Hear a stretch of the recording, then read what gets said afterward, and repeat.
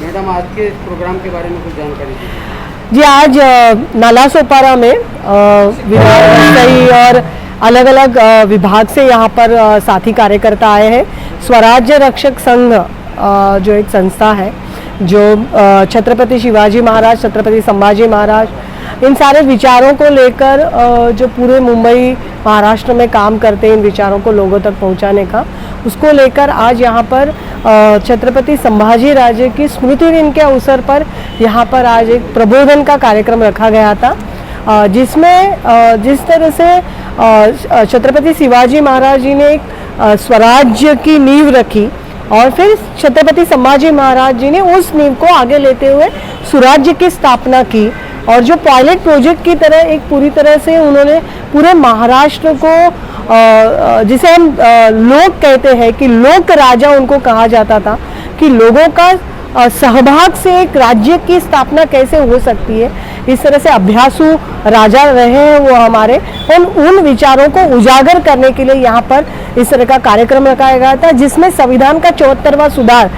जो कि कहीं ना कहीं इस सुराज्य को अगर आगे लेकर जाना होगा और इस सुराज्य को बरकरार रखना होगा तो लोगों का बहुत बड़ा सहभाग इस पूरे राज्य को चलाने में होना चाहिए। उन्हीं विचारों को जोड़ता हुआ संविधान के 74वां संविधान सुधार एरिया सभा, जो कि महानगर पालिका में लोगों का सहभाग यानी नीचे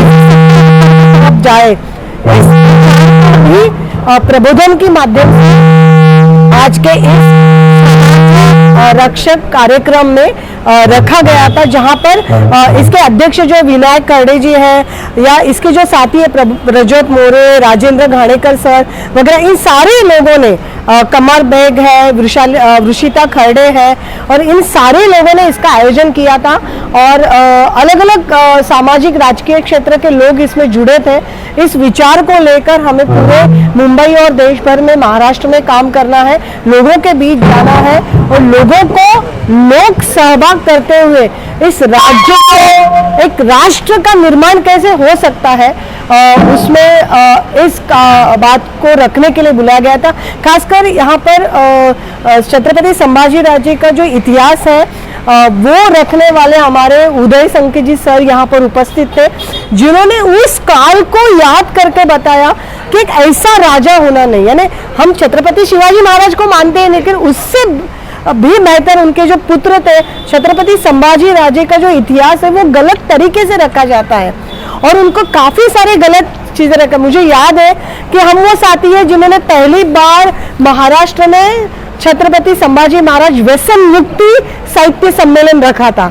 जबकि उनके बारे में काफी सारे अलग धारणाएं लोगों के बीच में लेके जाते हैं। उन्होंने खास संके सर ने ये बात कहा कि हम स्कूल में तो ये या कॉलेजों में ये इतिहास पढ़ते हैं, लेकिन सामान्य जनता के बीच में ये इतिहास को लेकर जाना बहुत जरूरी है। इसलिए स्वराज्य रक्षक संघ ने एक बेहतरीन कदम उठाया है कि लोगों के बीच में हमारे जो निर्माता है इस स्वराज्य के, सुराज्य के, उनके विचारों को लेकर जाना पड़ेगा। आज के तादाद में वो विचार क्या है, तो कहीं ना कहीं इसे संविधान के 74वें सुधार और एरिया सभा के विचार को जोड़ा गया था, इसलिए इस तरह का कार्यक्रम यहाँ पर आज रखा गया। कार्यक्रम और भी आप कर रहे हैं, करते आ रहे हैं और आगे करने का इरादा आपका है? जी हाँ, हम तो मुंबई, महाराष्ट्र, गुजरात में भी इसको कर रहे हैं। महाराष्ट्र का एक जिला है धुले, वहाँ पर पूरी महानगर पालिका को एक पायलट प्रोजेक्ट की तरह लिया गया है। यहाँ पर वसई विरार में मैत्री संस्था करके हमारी है, यहाँ पर नायगांव, वसई और विरार, इन 3 जगह पर लोगों के बीच में खासकर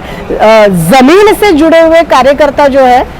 उनके साथ मिलकर ये इस तरह का एक पूरे प्रबोधन का कार्यक्रम पूरा करते जा रहे हैं। एरिया सभा का कॉन्सेप्ट है कि आपके महानगर पालिका के जो लोक प्रतिनिधि है उनको लोगों के साथ मिलकर उनके वार्डों का विकास करना है। यानी 3 महत्व की चीजें, एक तो सत्ता का विकेंद्रीकरण, दूसरा निर्णय प्रक्रिया में लोगों का सहभाग और ये जो कि प्रशासन है, वो प्रशासन और लोक प्रतिनिधि ये लोगों के प्रति जवाबदेही और ट्रांसपेरेंट जिसको कहते हैं उनका पूरा कारभार हो, इस विषय को लेकर ये पूरी तरह से एरिया सभा काम करती है। मुझे लगता है संविधान का 243 आर्टिकल आपको पढ़ना चाहिए, जिसमें 12वीं सूची में ये पूरा कानून दिया गया है और उसको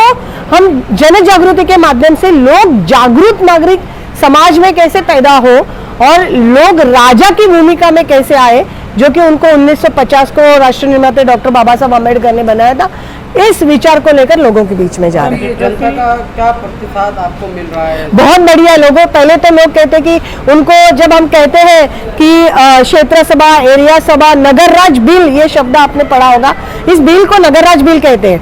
जब कॉमन आदमी को हम पूछने जाते तो वो कहते भाई हमने लाइट बिल सुना था, पानी पट्टी बिल सुना था, भाड़ा सुना था, ये कौन सा नया बिल महानगर पालिका ने लाया है? तो मुझे लगता है कि हम बताते हैं कि लोगों का लोक सहभाग वाला ये बिल है और लोगों को डायरेक्ट अपने प्रतिनिधि के साथ बिठाता है, यानी लोग सवाल तो करें जिन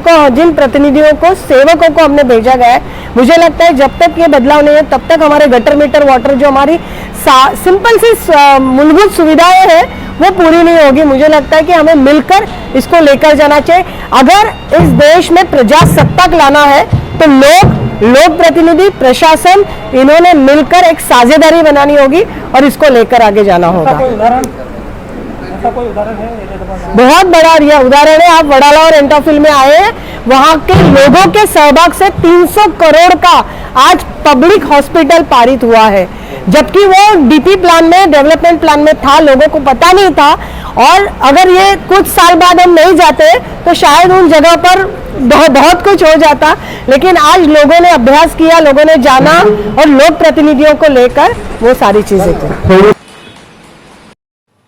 हमारे चैनल सेफ न्यूज़ लाइव पे अपने व्यापार एवं सेवा से संबंधित विज्ञापन हेतु मोबाइल नंबर 7385952786 अथवा 7738267786 पर संपर्क करें।